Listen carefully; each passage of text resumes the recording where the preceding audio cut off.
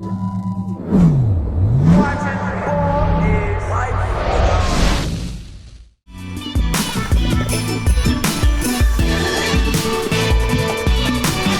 everybody. Welcome to another edition of the In the Paint Show, episode 135, presented by Ballislife.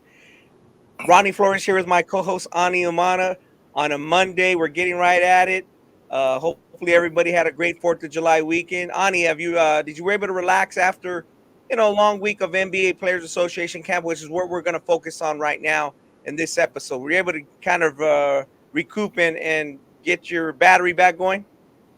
Man, I did. So Saturday, when I flew back in, I went straight to the gym to Buff's event, King of the South.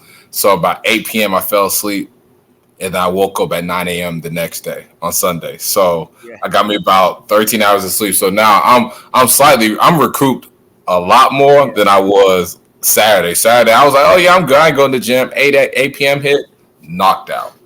Knocked out. Yeah. Didn't even know what day it was.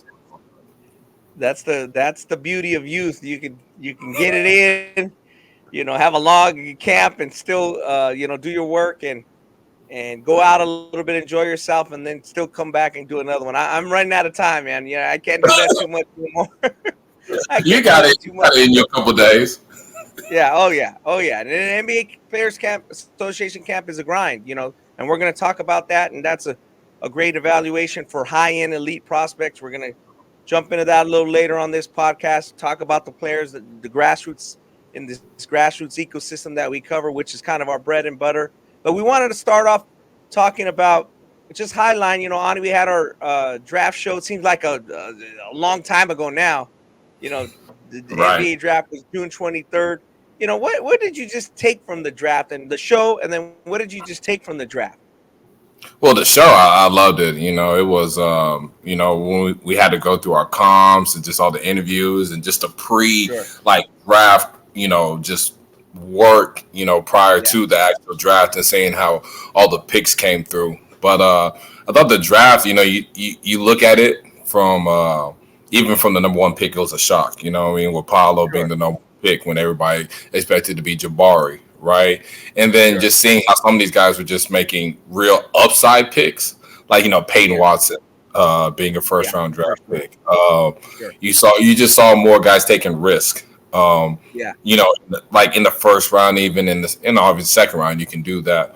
But that was very interesting. You got to see some of these teams are actually at or where they're trying to get at as far as in the tiers, Detroit's is straight, they're rebuilding, but they're trying to do fairly aggressive rebuild, right? I think Jalen Duran are part of their core that they really want going into the future. You see how Oklahoma City Thunder really want to go with, big, length, positional size, Chet and the kid from that played in the NBL, Ousmane Dieng.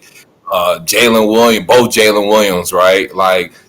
Big, just guys that are just with size, pass, shoot, dribble type guys. You see how some of these teams' identity that they want to go going forward, or how they want to look, as they're trying to move up tiers. Correct, because they're weaker teams. Put you on the spot a little bit. Do you think Orlando, Houston, or Oklahoma City make the biggest jump next season? Which team do you think is going to make the get better? I think the Thunder does. I think Giddey, you'll see a big jump in Josh Giddey. Shai Gilgeous-Alexander is going to be really good. I think 2 out of the 4 guys that they drafted are going to be guys that are going to be able to help right away. Obviously you would expect Chad because he's number 2 overall draft pick, but you got some guys that I feel like can really help within the process. I think Oklahoma City, they're going to be such a weird matchup because of just their size and length and their switchability and their versatility. I would say second is Orlando because I think Paolo can help a team right away. They got some young guys that I think is going to be able to just with Cole Anthony, Jalen Suggs. I think you'll see a solid season from RJ Hampton, Franz Wagner, who people don't really talk about much in Orlando, who was at the front runner of the rookie year race early last year. So I would say Oklahoma Thunder and Orlando Magic. Yeah. So how about you? Well, our girl Chelsea thought like, it wasn't a surprise that Paulo got picked. She was just saying that, it was open all the way, and maybe it's not as big a surprise. I don't know if, again, who was playing possum with whom, or how Paulo kind of got in there at the last minute. It seemed like everybody was mentioning that it was going to be Jabari. So I thought Houston came out really well. I still think they got a ways to go. I do think Detroit is one of the winners, as you mentioned. Me and Chelsea mentioned that on episode 134, that we thought Detroit was one of the winners with the trade they made for Jalen Duran. And obviously, it looks like they're going to let Kemba Walker walk, but they still improved their team. And, I think Oklahoma City does have some work to do.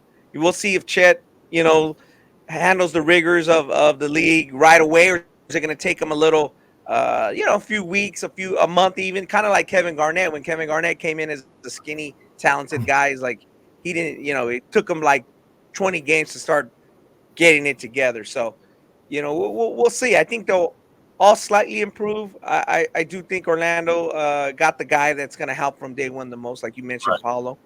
So, but to your point, with the other teams, it's, on the way I look at it is people like basketball, and they like to talk about it so much. Why don't people talk about baseball that much in like the internet and Twitter? It's not as popular. And we'll tell you why. Because it's much harder to figure out who's going to be good. You can't evaluate it. The average person can't evaluate it. You know what I mean? So, 100%. Of course, people like basketball. Basketball, you can tell who's going to be great at the youngest, the easiest, compared to football, compared to other popular hockey team sports. You can tell who's going to be great. So everybody has an opinion because it's easy to see. So, but I do think, as comparing to baseball, that, baseball has a draft and guys hit and miss all the time. It ain't like basketball where you expect a certain production from a certain position. Right. I mean, right. Baseball guys in the late first round are spending 6 years in the minors. And I think that's kind of what we're seeing more with basketball. It's truly becoming a draft of, like you said, high risk, high reward down the line. It's like even if you got into the picks in the 20s, it was like down the line. Right. After the 4 or first 5 years. Correct. After Ivy, after Keegan Murray, it was really just, hey, let's try to hit on our guy.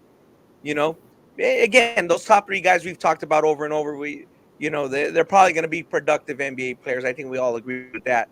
So, but yeah, I do notice that, going more and more about, like you said, 3-4 years from now, upside, getting young. Do you like that, Ani, or do you like the league to be a little bit more physical and older, kind of like, the old Indiana Pacers with like Dale Davis and Sean Kay? Like, do you like older, rougher teams, or do you want to see the skill athleticism? You don't mind that the league is young? I don't mind that the league is young, but me, someone like me who grew up watching Trailblazers, like in the early 2000s, Rasheed Wallace, Dale Davis, and Bonzi Wells, and the Timberwolves and the Lakers, and the Spurs.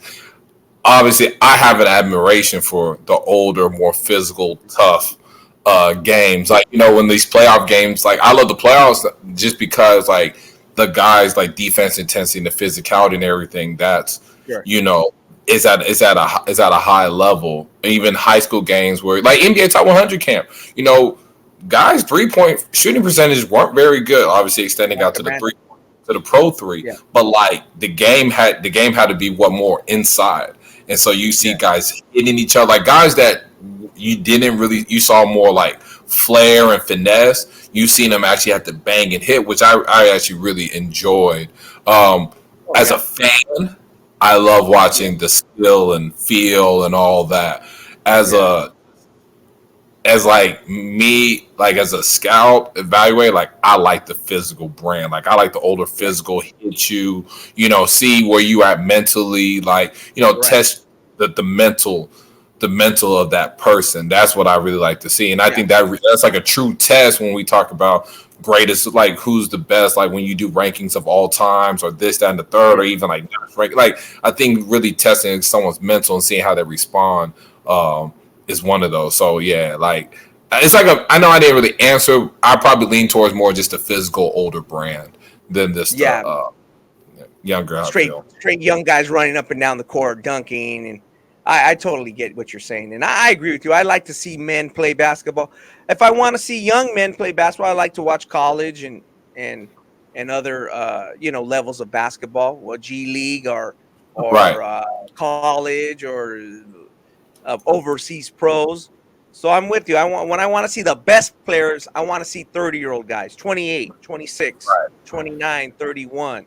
Now, again, the guys are taking care of their body. So you got Steph Curry and these guys are in their mid-30s, Kevin Durant. But, it's awesome to see that they're lasting. But overall, you're right. I'm with you in the NBA playoffs. I want to see a little bit older brand of basketball. But, yeah, that's what the draft's for. So, speaking of that, let's talk about the G League for a second. We had Jason Hart on the show, and I talked to this about Chelsea a little bit. Again, he's the head coach of the team, so he's gonna talk up his guys. But were you surprised that Michael Foster didn't get drafted? What happened to Hardy? What was your take there? And having 24 guys in that green room, and those guys weren't close to the top 24 pick.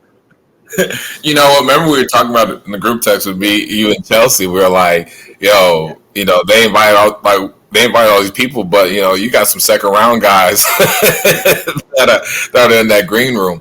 I'm not surprised by Michael Foster not getting drafted.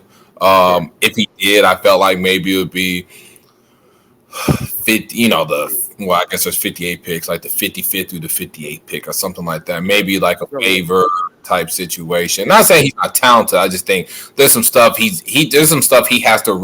hasn't shown yet to say, okay, like we need to draft him. Jaden Hardy, I was surprised being 37. My team, the Mavs, that was a good pickup. Hopefully we not have to rely on him heavy the first year. I know we lost Jalen Brunson, but I do think he's someone that can add like a scoring punch that is needed, especially in the backcourt. But not too surprised by Michael Foster. Jaden Hardy was surprised by 37 pick. I thought at least a first round, but but I think he was definitely a steal anytime in the second round, especially at the 37 pick. But Michael Foster wasn't too surprised though. But Jaden Hardy, if you told me Beauchamp, let's talk like 4 months ago, was going to be the first. Yeah. Oh, Dice. I guess Dice Daniels was going to be the second G League Ignite player drafted. Like we were like, hell no, there's no way. Yeah, and that's why things change fast. Fortunes change fast for the good and bad. As we talk about some of the guys who moved up, and very interesting. That guys just fell and moved on. We weren't that surprised. Now with 24 guys, at least. If there were 16 guys or 18 guys, then it would have been real surprising if Hardy would have won 37 to me. But with 24 out of 37, a couple guys were going to slip down. And unfortunately for Hardy, and fortunately for the Mavs, he was one of the guys. And it might be a spark to his career, honestly. He's going to swing or swim, and it might be a spark to his career. So, now you said go ahead. Go ahead. What you say? No, you made a point. You were talking about the 2021, like that class, right? How we didn't get like a true eval. Would you say that just seeing how the draft went, it kind of goes along with what you were talking about? Yeah, I don't think the intel. Obviously, they picked it up fast. Meaning, calling their scouts, calling people they know in the industry, making phone calls, doing the background. I think all that was taken care of as normal, but the actual evaluation of them as players was short. Like and again, what we talked about it on the players ranking pod. So go back and listen to that players ranking pod where we broke down with a lot of with Paul Bancardi, Clark Francis. What are the high school guys or the guys who are covering the scouting recruiting networks covering the top players nationally now for a long time, 15 years is the modern era with like ESPN 247, is that related to like you like it, how good they're going to be on the first day of practice in a college practice compared to their draft potential.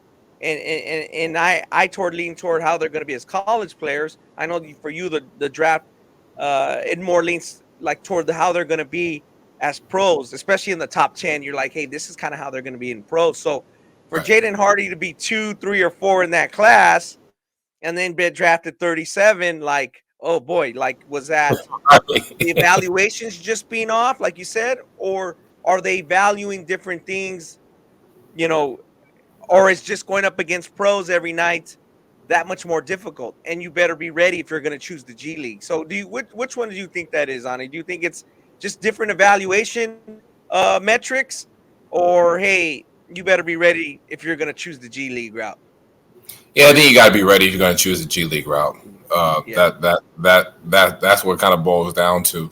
You know, you can make this comment of, oh, you know, they're playing against pros, and you know his shooting numbers may not be great with the against pros, but you put him here, blah blah blah. But the reality is, if you are not ready to play against pros, right, and if your shooting numbers aren't very good, I mean, case in point, you're not going to get drafted high. Like that's not a strong enough statement for when you talk about just being drafted. And if you're just not ready, go to college. You go to.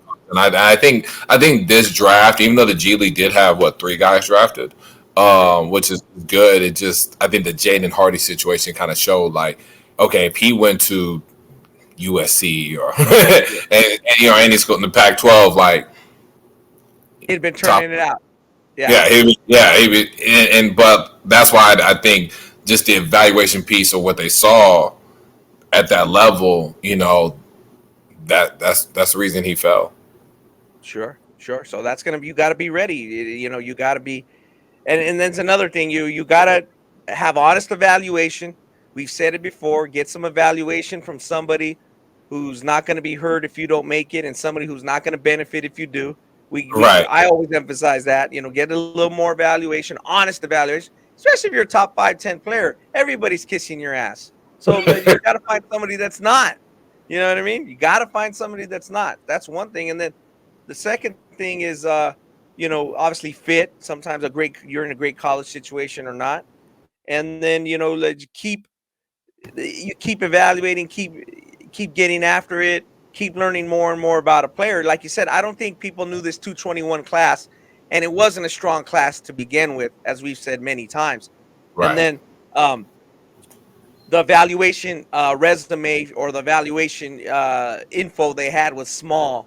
A lot of dead period events. I remember Paulo Banchero, we talked about it, dominating a lot of dead period events with Seattle Rotary. Like no scout saw that. You know what I mean? Like nobody saw that. So it's good to see those guys' dreams come true. And the Summer League is here. We'll be in Vegas a little bit for the Summer League, but obviously our focus, the Summer League is going on, is going to be the live periods. 2 live periods on it. You're just coming off one. I came off the Scholastic one. Then I saw dead period Pangos Full Court Press All-West Camp while you were at NBA Players Association. So before we jump into that and switch gears, switch speeds here, is like we like to say about guards. Let's talk about let me just talk about the shop.ballislife.com. We have a new 96 collection. It features a new t-shirt, new basketball shorts, along with the matching snapback hat. So check it out at shop.ballislife.com. All customers can use the one-time coupon code to get 20% off and free shipping. It's in the paint, just like it sounds, INTHEPAINT, in the paint for that discount code. So we appreciate everybody supporting us. The YouTube page continues to grow. So I appreciate people watching the YouTube page or jumping on Spotify or iTunes. I know more and more people, I think, are watching us on YouTube, which is great. So we appreciate that. We had good viewership on the show for the draft. That was, a lot of, go watch that. There's a lot of great, if you haven't watched that, go watch pieces of it. It's timestamped. You can watch the interviews. We have the interviews timestamped. A lot of good information. I thought we touched on a lot of points. And last week, me and Chelsea hit the Chet Holmgren comparisons because we didn't get really a chance to do that during the show. But so that was good. But so we really appreciate the support. Please tell your friends, people you like hoop, especially the grassroots scene. And we talk about a lot of things, especially when Chelsea's on. We talk women, we talk W, we talk college, we'll talk a lot of things. So, but we want to focus right now this episode on the grassroots scene. So we'll jump right into it. Ani, you kind of mentioned at the top, uh, NBA kind of like rough and tumble. You like the physicality of the game versus the open game. That a lot of evaluations are done on an open game. I think that's hurt Jaden Hardy a little bit. You know, if you look at the high school scene, a talented player, McDonald's All-American, can dominate the high school scene.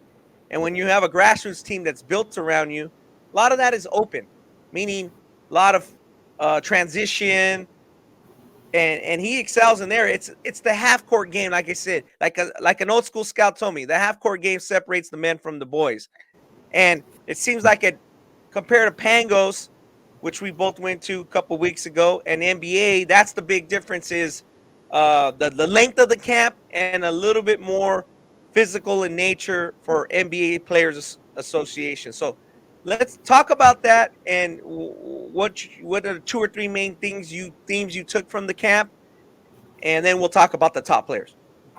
Yeah, no, you're absolutely right. You hit on the head with Pangos being more of a transitional, open space type of camp in the games where guys really flourish. Where NBA Top 100 camp was a lot more of a half court game, even though they had to function through a 24-second shot clock, right? Sure.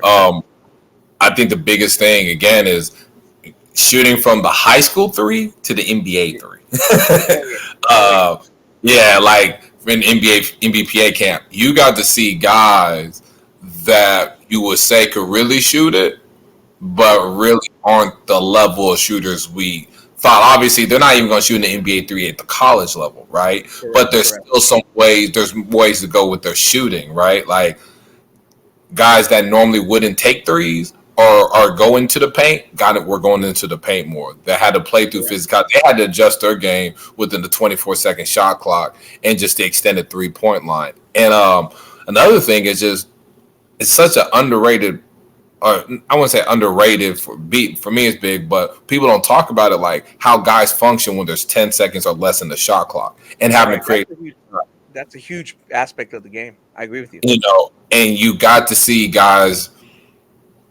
There's a lot of high level guys at that camp that got rushed when they were like, 10 seconds or 7 seconds, speeding up, trying to get getting a bad shot. Where some guys are like, okay, let me get here, make this pass, move. I know I'm gonna get this shot with 3 seconds left. And so you got to. It's just another layer of seeing how guys' IQ of the game is, their ability to create, when they're in a more pressured like type situation, defend. Right, like the ball's moving in the half court a little bit quicker because you have, once you cross half court, it's about 18 seconds normally in the shot clock. So guys are moving that ball, so you got to defend lesser time, but it's got to be a lot more intense because guys are trying to move their offense quicker. But I would say the extended 3-point line, and I would just say guys having to create or make a play with 10 seconds or less on the shot clock was like the biggest takeaway where we got to see how good a player is or how ready a guy is, Sure. That I didn't go down there this year. I've been down there, many times before COVID happened. And Ani, did the camp get back to normal in terms of there was no camp in 220? I went to the 219 camp, and then 221 seemed like it was a smaller group, maybe 60, 70 guys. Did it get back to their normal 120? The group of 120 players? Yeah, I don't know if it was 120, but it was larger than the 60. Maybe they had it was larger than that. I want to say, it was probably over 100. I don't know if it was 120, but it was back to his normal self with the 3 courts running at the same time. So it was good. Like obviously, this is the second year in Orlando. Obviously, in the past, prior to COVID, it was in Charlottesville, Virginia. So last year just kind of felt a little weird because you had to have your mask on. It was just different how you had to navigate with this year. It felt like how it did in the past when we were in Virginia. So that was a good thing, just to kind of get back to how that was. Like now the coaches were sitting; they could sit on the in the front, like in the like they had to sit at the top last year, like in the arena, like. Here they got to sit, like they had like a little section for coaches. closer to the chorus, which I thought that was really cool. That's good.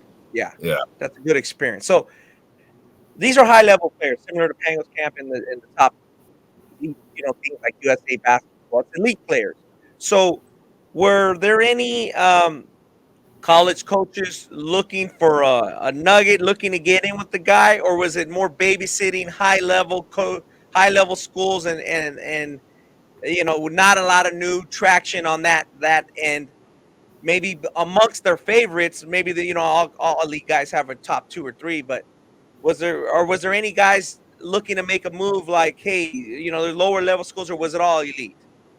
It was all mainly high major guys. You saw some mid majors out there trying to see, look at a couple kids that may slip to them. But for the most part, you saw high major programs that were there, kind of been on a kid for a minute, right? That they kind of have an in on that they, that you say babysitting, like you said. There was a couple of them that were trying to find a nugget, like I thought Jay Posey from Straight Jesuit in Houston. He received a couple offers while being there. I know a few guys got some offers while being at the camp. But for the most part, you saw more higher end Division I guys just making sure their guys, they either committed to them or they're in the hunt for them. They were just there, making sure, hey, I'm here. Like I flew to Orlando. I'm here. Yeah, you got to be there. The old Leonard Hamilton. You got to be there at all their games as much as you can. Leonard was with Kentucky. He was everywhere. So it was just that's high level recruiting. So let's get into the players you mentioned. You mentioned the physicality and the stamina needed to finish strong at this camp. I always tell players when they're going to this camp, especially a lot of West Coast guys, hey, what's this camp? I'm like, you got to be physically ready, get your rest at night. You're gonna peter out if you goofing around or you're not ready or you're out of shape. You're not gonna perform well at the end. So it looks like, I know in our Pangos, we put out Pangos rankings, but then you had your personal rankings. You had Baye Fall number 2. So it looks like, did you think Baye Fall was also number 2 in this camp? So go over your top 5 and we'll talk about why those guys are in your top 5 and start with Baye Fall, who I believe you have number 2. And like I said, you put out the rankings for the NBA Players Camp. You could go to hoopscooponline.com, check those out, check out our Twitters. We will link over there, to the story. But yeah, talk a little bit about Baye Fall, and and we talked about it at Pangos. He has an endless motor. Yeah, Baye Fall was fantastic. He was actually in the running for the MVP of the camp. Gigi Jackson's squad, who I have number 1 in those rankings. They won the championship, and he was he gets the finals MVP basically, right? But Baye Fall was fantastic. Just his length, his athleticism, his crazy motor. That championship game was really good. He was facing up, shooting, turnaround jumpers. Like, I never seen him make this many tough turnaround jumpers. Just turnaround jumpers alone, but just tough ones. I was like soft touch, hits the rim, hits the front, back, in. Like, he probably made about 3 or 4 of those. Block shots, runs the floor. I mean, Baye Fall was fantastic, just like he was at Pangos. I didn't know. My question was, like, at Pangos, I saw a lot of the the dunking and stuff, and obviously that's the main strength right now. Like, as far as offense, just his athleticism. But at NBA Players Camp, he showed some upside with the mid-range shooting and just the posting up and facing up. He was really good. Like, his motor and I think his improved skill set, it was shown. That's amazing. So run down your top 5. You mentioned Gigi Jackson, North Carolina bound. I believe he's from South Carolina, Ridgeview, and maybe he's in the running for number 1 player in the class. I don't know. Well, we can talk about that. But run down your top 5. You have Jackson 1, Fall 2, and then where you go from there. Yeah. So Jackson was fantastic. Averaged like a double-double. At the camp was fantastic. Showed his versatility. He's definitely in contention for the number 1 player in that class.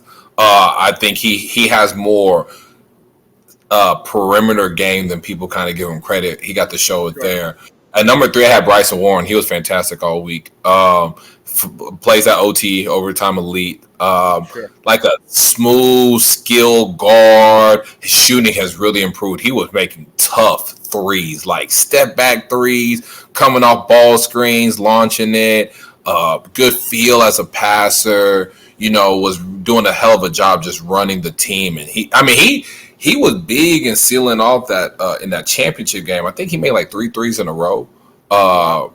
Bryson was, he was fantastic. Like he got going and he was really making shots and balancing it with some facilitating and guys going. Number 4, I had Omaha. I don't know how, like, is it Bialu? Bialu? Omaha Billu. I call him Omaha Billu, but I don't know if that's I've been watching him for the 8th grade since the 8th grade. I still can't pronounce his name right, but we know what we're talking about. The kid from Link Year Prep, came over from a local high school and went to Link Year. But yeah, talk about his game. Yeah, Omaha, like you want to talk about like an endless motor like a Baye Fall. Omaha has the same thing at like 6'8", strong body, like next level body. He's athletic. He's playing hard as hell, bending, switching on guards, rebounding. The shooting, like he made a couple open shots, open 3-pointers, which was really good.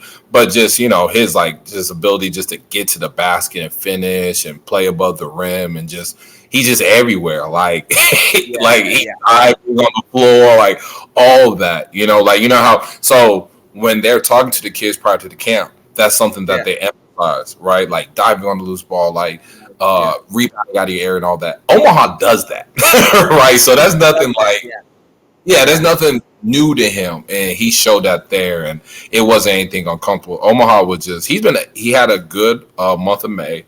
In April, and I think it just kind of came along for NBA Top 100 camp. He was really good, so I had him at number 4.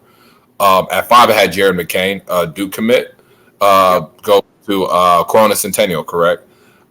In California. Jared, for me, I knew him more as a shooter. I saw him like really play with pace, get guys involved with shot making. I mean, just the way he was just managing the game as the primary ball handler and getting guys involved. It was fantastic. He was really, really good. He, I remember last time I saw him, he came to Thanksgiving Hoop Fest, and he was just a sniper from deep against Duncanville. But over here, got to see how he was on ball screens and just how he played with such incredible pace and got guys involved and knew when to score himself.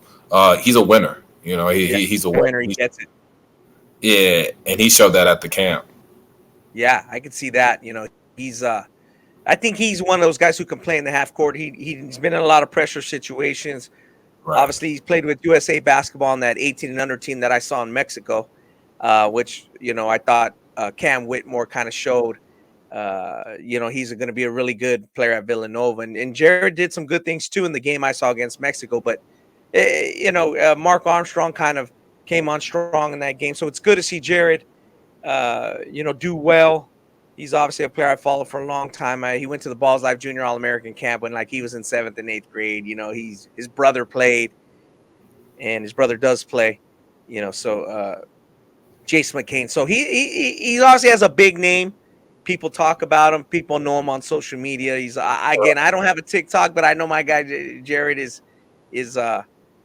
he's really wanted to prove that he's one of the best players in this class, because I think last year when he played with Kylan Boswell, when Kylan was still at Corona Centennial, and he played with Donovan Dent, who's going down in New Mexico, like he was kind of the guy who didn't get the credit, Donovan was more like the all-state guy.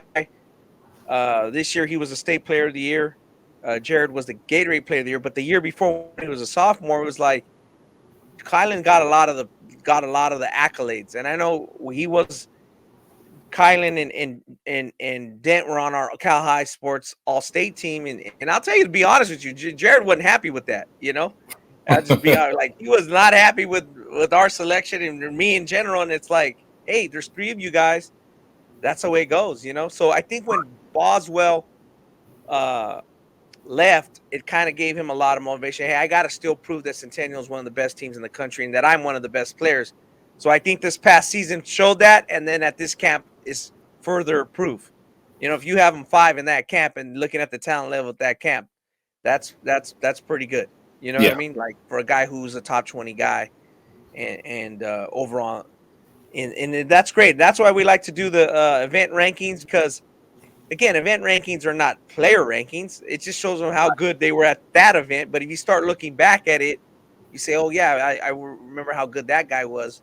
So yeah, if you know, at the hoopscooponline.com, I'm building that page out so you can kind of look at all our old event rankings, you know, going back far and far, just to kind of get a snapshot of where guys played and how good they played at that camp. I don't think, like you said, Ani, does it matter if a guy's 46 or 47 or 44? It's not the end of the world.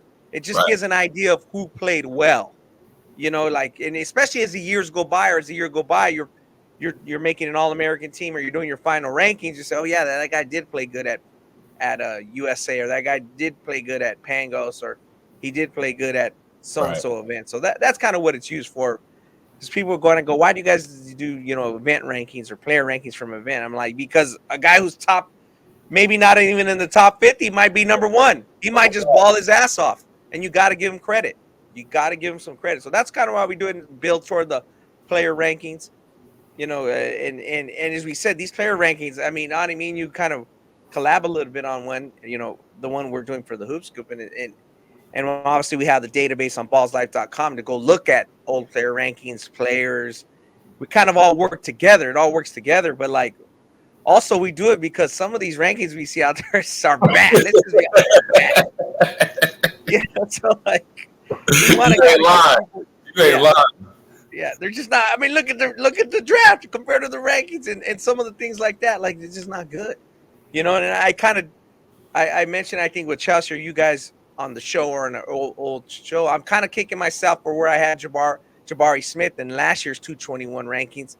Again, if a guy moves down, if a guy moves from another class, reclasses up, I ain't gonna those guys get put high a lot. Every year. They get put high real fast. Are the late kid from Brewster, you know, who passed away in Southern California before he was able to get drafted last year from Kentucky.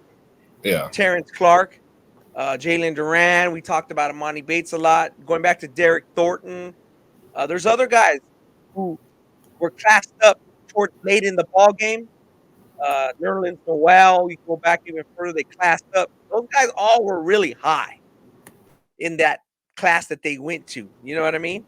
Right. So, you know, and I kicked myself in the foot. I'm like, dang, I saw Jabari Smith. You know, is Imani Bates really better than like, you know, but it's like he's moving to another class. So just be forewarned going forward. You ain't just going to be high just because you move into another class. So people think, you know, you live and learn. I think that's the whole point on it. You get better, you get better at what you do, get more experience, keep getting better. It's a never-ending process. If you think you're at the top of the food chain, you're done. You got to keep getting better.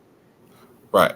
100%. And I agree with that. And like, again, we didn't have enough of a sample size, right? You didn't have enough of a sample size at that time. I think if you did like how the calendar is kind of going now, that probably wouldn't have happened. But like you said, we have to improve. We have to get better. You know, like I think this camp, okay, for example, I don't mean to call him out, like Xavier Booker did not make my top 50 at this camp. He wasn't very good at this camp, right? But it's okay. It doesn't define who he is. It just makes me. I had to realize, okay, he's not there yet, right? Like he still has a long ways to go, which is okay. But we, you know, at some point we're talking about him maybe being the number 1 player in that class. Yeah, and it's like, no, he's not there yet, and that's okay. And I think this camp got to show, like, okay, like he's the upside, but you need to work. Right. Yeah, that's the whole point. Like we're saying about Imani Bates and anybody else, even some of these guys who got drafted, Peyton Watson, some of the later picks. You got to work. You got to get better. You're going to have to get better. And hopefully they all do. You know, I mean, that should be a wake-up call for Xavier. And, you know, again, every event is different. Every event's layout is different. The focus is different. Sometimes it's a team event. Sometimes it's a showcase event. The greats, Ani are good in all categories. You know, like, Right. like if you're number one player, you should be good in all categories, whether it's NBA, Pangos, team, EYBL, high school. You better be dominating and winning. That's why, you know, kind of like we talk about guys that win. Jared McCain's a winner, and it's going to be probably reflected in his where he lands. I mean, I had Donovan Dent close to my top 50, I believe. I don't have the number in front of me in the rankings, but in my final, most people don't even have him in the top 100. Like, again, you talk about guys who, when he's going to New Mexico, that's a great pickup for the staff in New Mexico. Shout out to our guy Eric Brown, who recruited him on the trail down in New Mexico. And there might be a guy who slips like that from NBA. So talk a little bit about some of the other guys you like. Obviously, you don't have to say all the rankings. Let me ask you a question. I'll ask you a couple questions, but then you can talk about whoever you want. Is Cameron Boozer? I saw him at Section 7. I'm thinking this guy is already one of the best players in the country, regardless of, like, he's already better than most 223s. I just the truth. So is that true? Is that eval of me? What I'm saying about him true? And then obviously we got to talk about Bronny James a little bit. People are always curious about how good he is he, you know, he's obviously LeBron's son. Is he getting preferential treatment? Does he get treated harshly because he's his son? Do guys not give him the benefit of the doubt? You know, everybody's all over the spectrum. So talk a little bit about Boozer, and then talk a little bit about Bronny. Yeah, I mean, you hit the nail on the head with Cameron Boozer. I had him ninth, I believe, on those rankings. That's because he played the last day. He was hurt, and he got back on and played the last day. Made the NBPA top 100 camp. The youngest, the All-Star team. He was the youngest ever. I mean, 6'8", good body, skilled as hell. Shoots from the perimeter, finishes inside. A great outlet passer. Like, I mean, so many rebounds and just advancing it to get layups. Like, man, I mean, if he played the whole camp, he would have been in my top 5. Wow. I had a 9 just because he only played the last day. That's how good he was, you know? Like, that's how good he was. So I am 100% with your assessment. He's better than a decent amount of 223s right now. Like, obviously, he can't reclass up to 223, but, like, if he did it, he would be ranked high, right? Like, we just talked about moving guys up, but he would be ranked high for sure. Yeah, 100%. So, I mean, Cameron Boozer was fantastic. That's why I had number 9. He was number 9 because he only played one day. If he played all the days, he would have been top 5. Could have possibly been top 3. So that's how good he is. Yeah, that's how good he is, and that's how good he was at the camp. Speaking of that, before we get into Bronny, real quick, you know, Cameron's going to be a rising sophomore, or he is a rising sophomore, I should say, 225, and it's like Cole Pete from Arizona, and our guy Cooper Flag going down to Montverde from Maine. They're with the USA team, and they're young guys. And then Cameron's on the circuit right now, playing with the Knight Riders. And is Koa and our guy Cooper there? And it's like, how much do you want to see those guys play against each other? And hopefully we can see that somewhere in the summer. But again, they're, you know, like the Knight Riders, he's on the 15s, and Cole Pete's on the 17 Compton Magic. You know, what do you think about those 3 guys? Are those 3 guys comparable? Like, are they better? Could they be better than the top 3 guys in 224 and the top 3 guys in 223? Ooh, that 25 class is loaded. Cole Pete and Cooper Flag are really good. And it speaks to how good they are that they're on this U17 USA team. Obviously, people talk about the politics, but I mean, you got to be pretty damn good to still make it as a 2025. You know what I mean? Like, you know, so comparing to the 224 class, I think they're comparable. I had Trey Johnson number 1 in 224 in the country. But And I know it's Cunningham. He's going to OTE, but we still, I think he's going G League Ignite, correct? Which one is? Nas is going to the overtime. Right Overtime. now. That's right. So we'll see what happens with his development. Yeah, exactly. And 223, I think they're right there with those top guys too. You could argue that they're better than those. Those top three may be better than the 223 top three. There's a really good class. Cooper's fantastic. Cole Pete's fantastic. Cameron Boozer, like we talked about, is really, really good. You can put either of them number one, and you have a real valid argument. I think. I think when you look at just number, if you compare, let's just say, let's go Cooper, Cameron, Pete, right? And you compare that to like number 2 and 3 versus number 2 and 3 in 2023 and 2024, I don't think is very close. Got it. As far as talent. So they compete with those. Yeah, whatever guy's number 3 in 225 is pretty good, regardless of who you think is who's 3.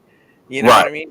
And if you look at Boozer, going back to Boozer, he was our National Freshman of the Year. Obviously we do a Class Player of the Year for many, many years, and just kind of gives people an idea of the production. And, DJ Wagner going to 223, he's on that 17 team. He's going to be one of the first guys he could be, if he was Mr. Basketball next year, Mr. Basketball USA, to be the Class Player of the Year all 4 years. Usually guys fluctuate, they get injured, guys move up in class, they have an off year, maybe somebody else has a great year, but right now nobody's taking the mantle from DJ. Now maybe GG's kind of stepping up. He's obviously was number 1 and the MVP of this recent NBA Players Association camp.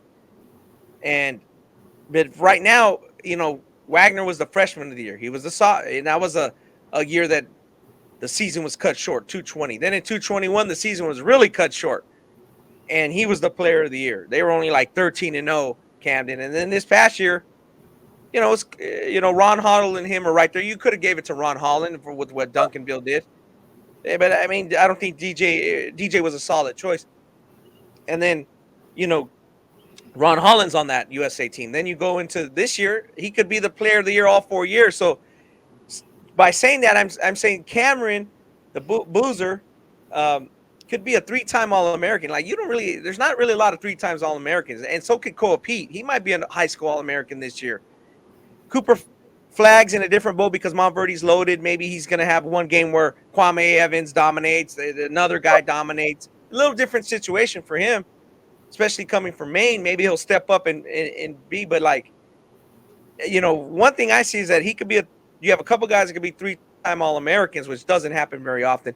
You're talking about a special players. And then I don't see all of them staying in 225. I just think their development, they're going to, 1 or 2 of them are going to go to 224. Just because why retard your development? You're ready, especially Bulls are going to be ready for the college rigors of college or the next level pretty fast. Right. I completely agree with that. They're really good. Like I said, they're gonna. They're 1 or 2 of them are gonna class up to 2024. Obviously, they're gonna have pro options prior to finishing high school. And you made a hell of a point. Like, what is a senior year in high school gonna do for them? Yeah, it's just gonna slow down the development curve. You know what I mean? But Boozer's in a special situation. He got his brother. Is he going to separate from his brother? Or are they going to go to the same?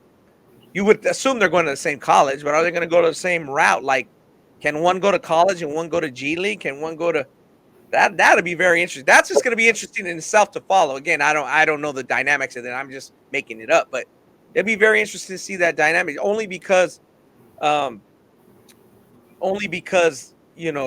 Cameron is just so talented. So it's just going to be interesting to see. Talk again. We got a little about talk a little bit about Bronny. Bronny was, so they did scrimmages on Tuesday. That's when I came in. They did scrimmages on Tuesday, and Bronny struggled in the little scrimmage action. Okay. Picked it up, was good, steady the whole weekend. Mixing with the points, getting some rebounds, assists, playmaking. Bronny, like, he's a good athlete. He can make shots. Sometimes he can get carried away and over dribble and put himself in some sticky situations. But I think overall, like, I thought he was just really steady and solid. I think I had him like 33 or 34 in that top 50. Just was steady the whole camp. And I like that, you could have written him off like what I saw from scrimmage. It was rough. It was rough, right? But I thought he kind of adjusted to the camp, got into a groove, played into his strengths. And I think Bronny's just a solid player. Is he a 5-star kid? No. And that's okay. Like, he's a high major prospect, right? I think he's a high major prospect. And if he goes to the right situation, I think he can be good. It's going to be fit for him. And I think when people are looking, sometimes when people look at him to be the superstar, he's not that. But he can be a good piece for a high major program, you know. And I think that's more the reality compared to seeing I know he's LeBron's son, so that comes with expectations, but who he is, he's just going to be I think he'll be a solid to good high major basketball player. Good for him. And like you said, he's not superstar status, and he's definitely not, just a has-been or a bum. And, he's not any like, he's just getting a lot of accolades because of his name. No, he's a good player. I mean, I've seen him in the high school setting more than the travel ball setting. And hopefully we'll see him here at the end of the summer a little bit more. But I can see him doing solid at the camp because, one, he's strong physically. He got the thick neck, big shoulders. Obviously doesn't have the frame of his dad, but he's going to be a big, strong kid. At the end of the day, when he's 22, 3, he's going to be a big dude. You know what I mean? Ronnie's a big boy, so he can handle the rigors of it.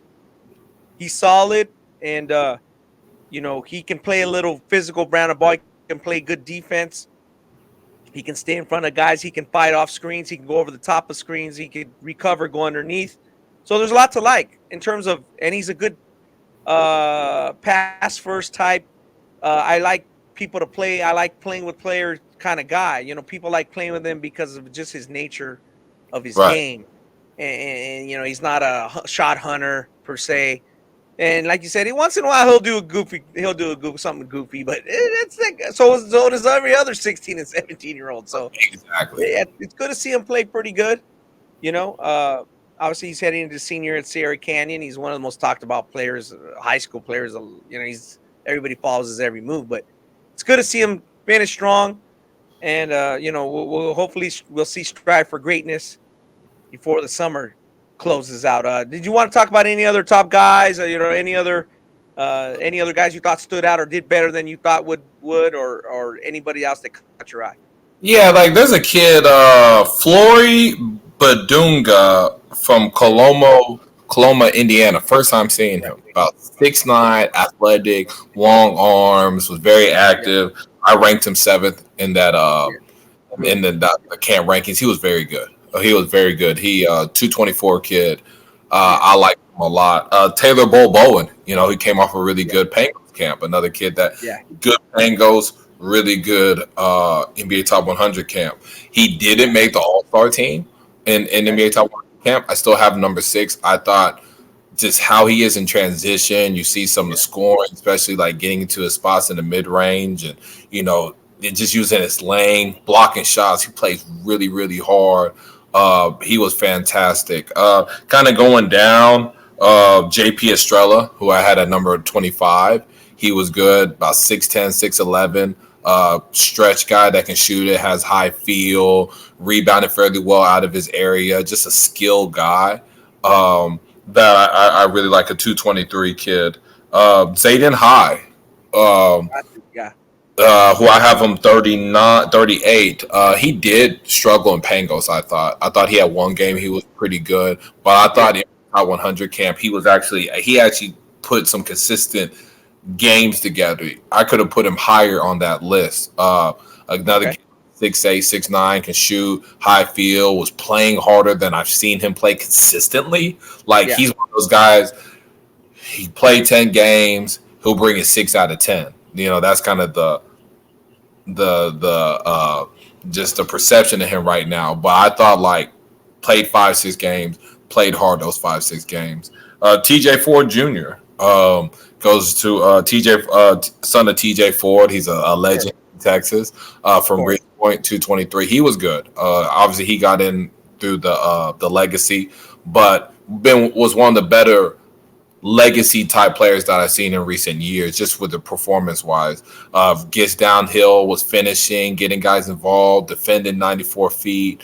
I thought TJ Ford Jr. was fantastic. Doesn't have a Division I offer right now, but he's a he's a Division I basketball player. Talked to a couple of coaches. They asked me how he played. I said he's a Division I guy. I think he's just been kind of flying under the radar. He had a good May. He had a good June. Had a really good TABC. I think there's some schools that are going to pull the trigger by the end of July. One that I really liked, I thought it was interesting, like John Bull, 224 kid, about 7'2", goes to Christian Brothers in Missouri.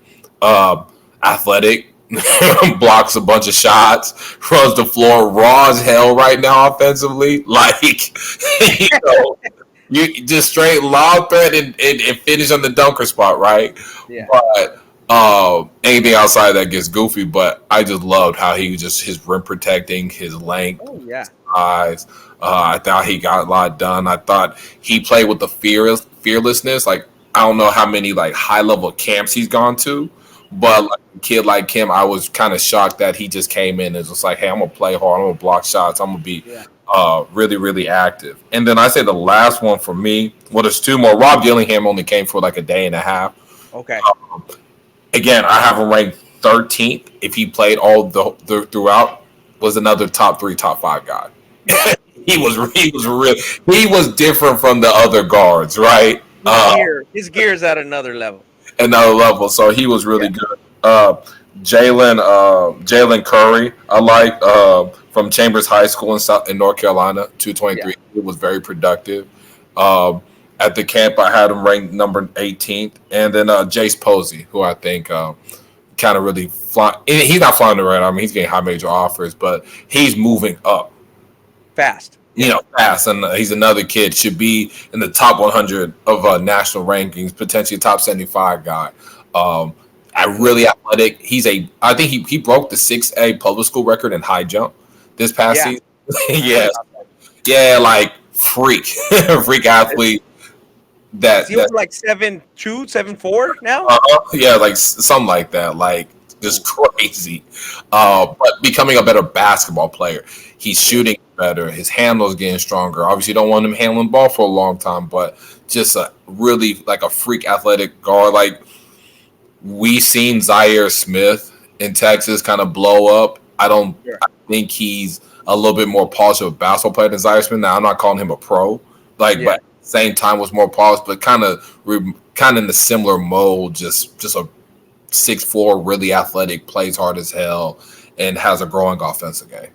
Yeah, that's great. That's good. I'm looking through the list. Like I said, to the listeners and people watching on YouTube, you can check out the rankings. Go to me and Ani's social media. We'll tweet it out as we did last night on the 4th of July earlier in the week. Mm-hmm. And I see some guys who played at both events. I see meaning Pangos and NBA, and I see some did good, some did not as well. One name I wanted to ask you about, because I saw him at Section 7, was Blake Buchanan from Lake City, Idaho. He was one of my standouts, and I'll get into that a little bit here. He was one of my standouts at Section 7, did really well. Section 7 was a really great event, as I mentioned, with Chelsea, for a lot of especially West Coast guys in the scholastic setting. So tell me a little bit about him, from our Lake City guy, and then we'll talk a little bit about TABC in the scholastic setting. Blake was good. Just was solid, used his strong frame, rebounded. I saw some really good touch around the rim, good feel. Like, he made some good passes, like in the post and the high post, top of the key. Just he's super steady. Like, what you're getting. He's a worker. He's gonna rebound. He can score it in multitude of ways, and he can pass it well. I thought he made some really just simple, really nice passes that you don't see out of guys in that front court. He's not really someone that's just hunting to score in the post. He just makes the game easy. He just lets the game come to him. That's why I saw at the camp, and I liked him. I had him 50 again. He was a kid. could have moved up another 10, 12 spots. He had a valid argument. Just with his stats, I think through 4 games he averaged 8 and 6, which is pretty good. And pretty good. Yeah, he was top 10 in rebounding. So Blake was just solid. How was he when you saw him? Yeah, when I saw him in his high school scholastic setting, he was very good. A lot of coaches are on him. His recruitment's picking up. He made a game-winning shot, kind of on a last-second game-winning shot, and it showed some good skill level and moves well. So I'm glad to see him do well. And especially from Lake City, Idaho, you don't see a player. Right. Here, you don't hear about that very often. So it's awesome to see. Let's talk about the scholastic setting, which was a little bit before. Obviously, there was 2 live weekends. I saw Section 7, which I went over in episode 134, some of the standouts with our girl Chelsea. But you went live, I guess, the next weekend.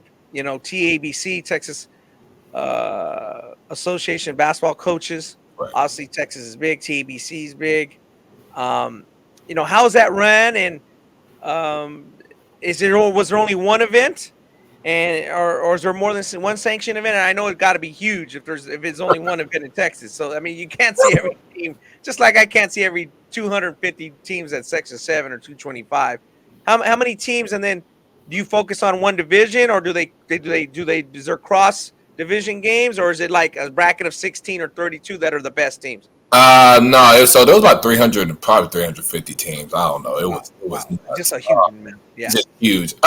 They put teams in pools that like so the main pool was Duncanville, Birdville, Houston Legacy, Beaumont United, and there was another team in there. They would put you in pools and you play within those pools, but like the tiers of competition were right there. It was so many games, so many teams. Parking lot was ridiculous. Like you had so at Duncanville Fieldhouse, if it gets packed, you park in the grass, right? It got so packed they had to open up the church. That's like a 3 or 4 minute walk. You had people were parking in other apartments. EYBL type of thing. It was crazy. Like you got to get there early. You get there early, or you get there later in the day, you'll find some parking within the facility. But you get there mid-morning, early afternoon. I'm just going straight to the church parking lot. But Duncanville was really good. Ron Holland was there. Obviously, he's at USA. Ashton Hardaway played very well. He's a 223 kid, about 6'7". Penny Hardaway's son. He picked up Oklahoma State offer afterwards. Could really shoot the basketball, show some stuff like attacking closeouts and finishing. Duncanville has a 2025 kid that's really talented in Caden Edwards. He's a lefty, can really shoot the basketball.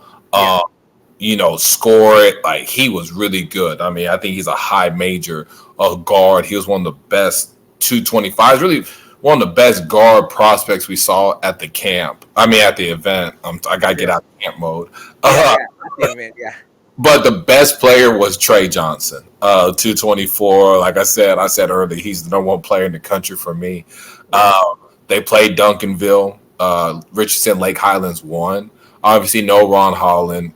Big that's not present, but man, like the footwork, the scoring, just the show he put on. It was he scored 26 and felt like he scored 52. Like I haven't seen a performance like that in a long time. I'll say the last time from a Texas kid in a high school event probably was like Tyrese Maxey. Final 4 game in San Antonio where they lost. I want to say they lost to Katie Tompkins that year. Or maybe my memory. Claim boys. The baggage claim boys. Right. Right. So, and that's what I remember. I'm like, I'm sitting there watching Reese, and I'm like, this is an NBA player, right? Yeah. And I know it's early, and I ain't just trying to but I'm watching. Trey Johnson. I'm like, he's going to be an NBA player. Just fantastic scoring performance that he put on. But yeah, Trey Johnson's great. Richard Lake Highlands is loaded. Samson Alaton, who's 6'9", he's a center. He's blown up. University of Houston's offered. Kansas State has offered.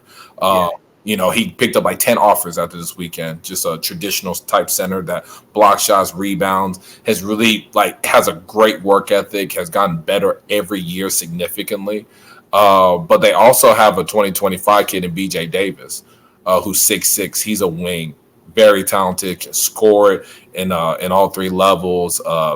He's a high major guy. I think, in my opinion, 225 is early, but he's a top 10, top 12 player in that class. Wow. Right now. Yeah, I mean, he's very, very talented. Awesome. Yeah, so, going through a couple guys like Matt Reed for Louisville High School was good. He's a guy that people are wondering, can he play at this level, play at that level? I thought he showed it. High school won some good games against like Silsbee and Booker T. Washington, who are some really talented teams in the area and just in the state in general. But, 6'8", shoots it, uses his size, lost Matt, probably since his freshman year in high school, has lost over 70 pounds. Gotcha. Wow. Yeah. Really puts in the work. People wonder about his athleticism, but he's one of those guys. You see those mid majors that make it to the tournament, and those high majors lose to St. Mary's or something like that. And this kid had 14 and 10. That's Matt Reed. He's gonna go high major, but he reminds me of guys like that. People kind of mentioned Georgie Niang with him, and I kind of can see some of the similarities with that, but. Overall, good event. I mean, there's so many players I could kind of list. It's like when you talk about TABC, there's 30, 40, 50 kids. I'm just like, this kid, that kid, that kid. But there's a bunch of good players. Yeah, it's a little overwhelming. And once you get back, you look at it, get your notes. But, you can sit here and name a bunch of players. No doubt. And it's good to see the scholastic setting. Did you see were the Texas coaches from around the country who came to Texas, were they happy with the scholastic setting? The coaches at Section 7 are tickled pink, delighted. They like it. Was the second scholastic period the same, a lot of positive reviews, or was it mixed reviews? A lot of positive reviews. We needed this. We needed this in Texas. I think it gave a clean look. I don't know how, maybe it's the same way with Section 7. You saw guys in their school setting play a different role, right? Sure. And then that gave the coaches another look at a player, right? They didn't know about that. His came up from the woodworks. You know what I'm saying? I think is really good and it gets a healthy balance, because there's some guys that are maybe 8th, 9th man in shoe circuit teams that are playing a different role. That coach only sees them in the summer in that role, but they see them in more of a lead role. Or, see them shoot more, a larger volume of shots and see what that actually looks like. Or see them, create and score. You see them in a different light, which was very helpful for the kids. Helpful for these coaches to see who they really want to target. You know what I mean? And, I just think it's just... Ani,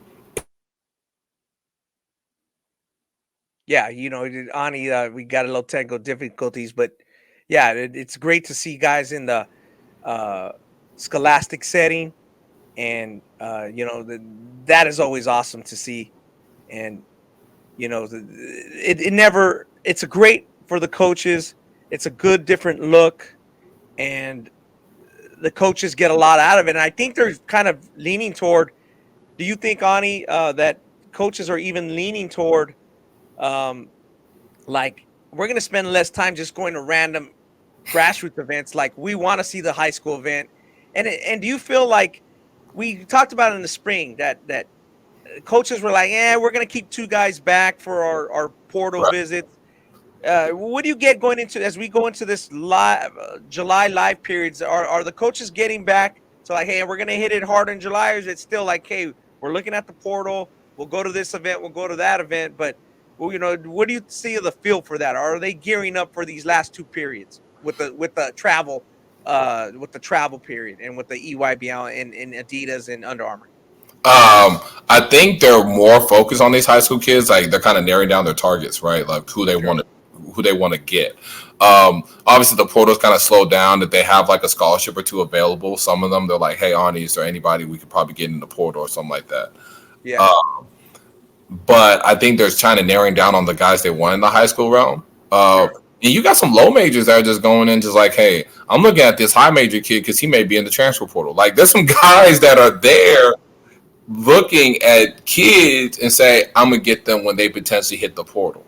You have to do that. Yeah, we talked about that. You have to keep your net wide because you're going to get bounce backs. If you're not in on them in high school, you're not getting them on the bounce back. We've talked about that offline. We've talked about a little about that on the pod.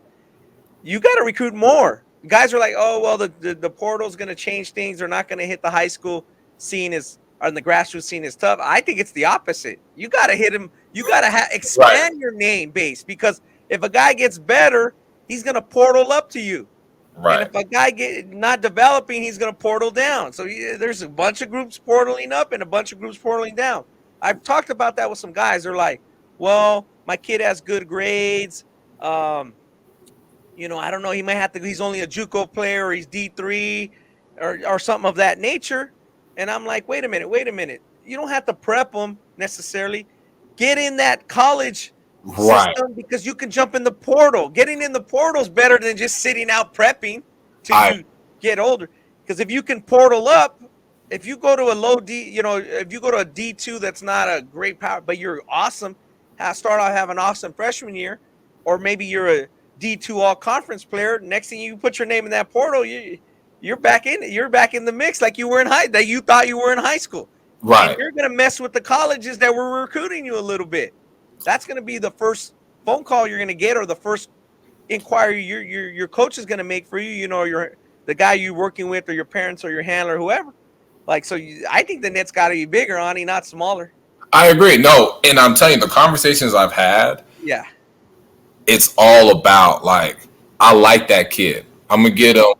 I'm gonna get him when he's gonna go here, and he's gonna level up, and we're gonna take him. You know what I mean? Like, right. That's what it's all about. It's about kids that they think are going to transfer. Like, people look at a high major kid getting like a low to mid major offer right now. They're like, "Oh, that kid's not going to go there." And see, like, you gotta see beyond the obvious. Yeah, they're there because, like, look, we have a relationship with this kid. Maybe that assistant coach moves up or whatever. If that kid ever decides to transfer, depending on where that coach is going to be, correct. They want to be the first ones to have a chance to get him at the portal. Correct. That's what it's all about. The coaches moving up in the ladder as they get older and get more experience, moving up the coaching ladder, and as the players portal up or portal down. Exactly. Unfortunately, we talk about players portaling up, but there's also some very good college coaches that know a guy went too high and he's going to portal down. You know what I mean? That's okay too, but you hope it works out for everybody, but it's definitely portaling down. We mentioned Jared McCain earlier in the show. I wanted to mention I went to this All-West Camp, Full Court Press All-West Camp in the dead period, which was July 1st, July 2nd.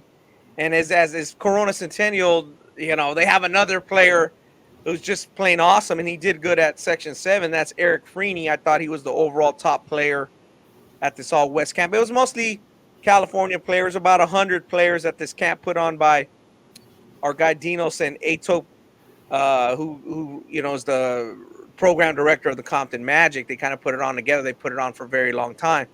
So he's kind of like a downhill player. He's like a poor man's True Washington. I don't know if you thought True Washington was a downhill driver. That's what I kind of get out of him. Yep. Obviously, Mountain Point, who was Ty Washington's uncle. And obviously Ty's going to the NBA and True's still in high school. But True's going to be a great player out of that 223 class. So Eric Freeney kind of plays like him. He's a big physical guard, 224. He did really well. Zaire Beverly's a name you'll see later down the line, Ani. 6'8", gangly wing from LA, Washington. Not a lot of people know about him, but he's going to get his offers. His offers are going to pick up. I think New Mexico State offered him based on that All-West Camp, and like he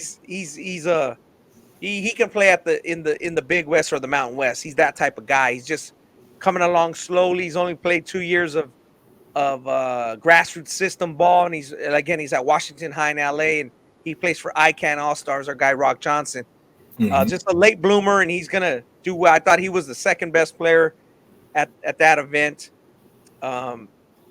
Jeremiah Hampton at 225 from LA Windward was very good. Jimmy Oladoon, who's supposed to Damien High School in the Laverne, Southern California, 6'9", 223. Jimmy has very good grades, so he's going to have a lot of options. He can maybe go Ivy League, maybe Stanford would be on him a bit. Dylan Shaw, who's the nephew of Michael Batiste, who works in the NBA, Heritage Christian High School in Southern California, 225 forward. He's just been really good lately. He was good at Section 7, and he was good at this dead period all-West event. Cade Bonham, another well-known 225. St. John Bosco is kind of like a Draymond Green type player, that type of body, rebounds. He can handle the ball a little bit. Hopefully he shoots better than our guy Draymond. Hopefully he keeps developing. Because he's just Draymond can't shoot. I don't care what people think to do. Can't shoot. Yeah, he's wide open. But Cade Bonham's never hardly wide open. People account for him. He's a really good, top 50 type player in that 225 class, maybe higher. We'll see as that class gets more and more recognition. Isaac Williamson from Riverside Poly. A guard who can really hit the outside shot, 225. I really like Devin Ringer, Ale Fairfax, 224. He really turned it on in the All-Star game. Devin Ringer hit 5 3-pointers in that cream of the crop top 25 All-Star game. Again, we go check out the rankings. We put them out in the last few days between July 3rd and 4th of July. A lot of good young players. Tyrone Shelley, who played at Pepperdine and San Diego State. Tyrone, I believe, is a class of 2007 guy. His son is an incoming 226. He's going to be playing for San Ysidro down there, the Border Boys. Ty Ingram, he did really well, 226. Again, there was a couple sprinkles of 226. Jack Turner, I thought, played well. Also, St. John Bosco, 224 guard. He's D1 scoring ability. Jameson Caruso from Beverly Hills had a good camp. He's a 223 guard. Will Smith, who plays for our guy Dinos. Will Smith, Bishop Montgomery High School, strong guard. Another kind of downhill guy with pretty good grades. He's a gym rat. He loves the game. He's always trying to constantly improve. So that was a solid camp. It was mostly California guys, mid-level guys, younger guys. A lot of 225, 224. Again, not the elite that you would see at NBA Players Top 100, but right, more of a guys who could be D2, guys who want to get it at the next level, and guys who are trying to prep and get ready for that live period. So let's switch to that live period real quick as we close out episode 135. Ani, just give us a quick update of where you'll be. And then we'll kind of close out from there, and obviously we'll be able to jump on with you guys for episode 136 in between the two live periods, but we may have to come back after the last one, just because there's so much action and there's so much, we might be traveling, we might be out of pocket. So talk a little bit about where you're going to be. Yeah, so I'll be in Atlanta. I actually fly out Wednesday. So there's a lot going on, right? I got like 5 media credentials. So you got the NBA, like I guess like Without Borders, like the NBA Without Borders camp. You got Under Armour. They'll be there. That's UA Rise. Hoop Seam, our boy Justin Young. He's running the event. Yeah. Recruit Look has an event in Atlanta. I mean, it's just. I got to get organized. Like, I ain't going to lie to you, Ronnie. I am not organized right now. Yeah, so where you're going to hit. You're going to hit what. Yeah. Right. I know when I come off the plane, get to the hotel is UAA. But I don't know, like, when I have to hit the other spots. I got to figure that out. But awesome. That's a good problem to have. There's so much to watch. You that's a good problem to have. Right. So Atlanta, I'm going to hit that hard till about Sunday. We'll go, this non-live period, but to go to NBA Summer League for a little bit, got to go out there. And then the second live period, I don't know yet. Like, I don't know if I'll meet Adidas, Peach. Right. I don't know yet. It's just, I know I won't go to Under Armour. Like, I'm going to hit Under Armour fairly hard. So if I be between Adidas or go to Peach Jam. Correct. But yeah, that's my live period. This week, I know this week's gonna be crazy. Like I was like, okay, if I survive NBA draft, like prep, like it was kind of crazy. Like NBA draft, TABC, Orlando, okay, it's gonna chill a little bit. But Atlanta, I'm like, okay, I gotta survive Atlanta too. Yeah, you got to get organized. Yeah, Right. Yeah. You don't want to be in the car. You want to be in the gym. That's always a difficult thing. You got to navigate your, so you're not spending so much time in the car. Obviously, that can happen to anybody. You run into traffic or you hit the gym at the wrong time. So I feel that that's a grind. So it's good to. We'll get your report, obviously, just like we did for NBA. I'll be at the Pangos Premier 80, which has some good players on Wednesday the 6th. Then I'll jump around, watch some West Coast events, and I'll hit the NBA Summer League for a little bit in the dead period. Yes, your girl Chelsea wants to hit the Summer League. Maybe we can meet up with her. Oh yeah. And pick each other's brains, see what we see from these NBA teams and the young guys that we want to see. And then I'll hit Adidas, which will be in LA during the second live period, which is at the end of the month. So we'll try to jump on, fans. We appreciate you guys listening in to episode 135. We'll try to jump on in between the two live periods. If we're not at the NBA Summer League, maybe we'll do it from Vegas. But we'll come back with a report from this first live travel period and the second one. So we may do it in one big episode, or we may break it up in two. But we'll be looking out for our social media. We'll tweet it out when we're going to jump on again. Obviously we got to get wrapped up here because Ani's got to get ready to get going to Atlanta and see another round of live period events. I'm getting ready for the event on the 6th. So I think for that Ani will wrap it up unless you have anything else, and then we'll hit it hard, and then we'll come back on and talk about these live periods toward the end of the month. Yeah, no, I ain't got none, man. Just glad to be back. Get ready. We just got to take one more deep breath, Ronnie. Well, we'll be done with July. Yeah, it's going by fast. Then we got to prep. I got to prep, at least I should say you and Chelsea got to prep. Chelsea's got to prep for her next overseas season, and she's working. Right. I'm sure she's working hard, but I got to start prepping for the next high school season and the preseason Fat 50. Like, it's gonna come fast. It's already July. It's just gonna zoom by. So hopefully our listeners, we appreciate you guys listening. Hopefully you guys enjoy the summer. Hopefully you guys had a nice 4th. Hopefully you guys avoided all the rowdiness and the craziness. Again, we had more shootings. We didn't even have time to get into that, but hopefully everybody's safe out there. But until next time, Ronnie, I'm Ronnie Flores, and for my co-host Ani Umana, we're logging off. Peace.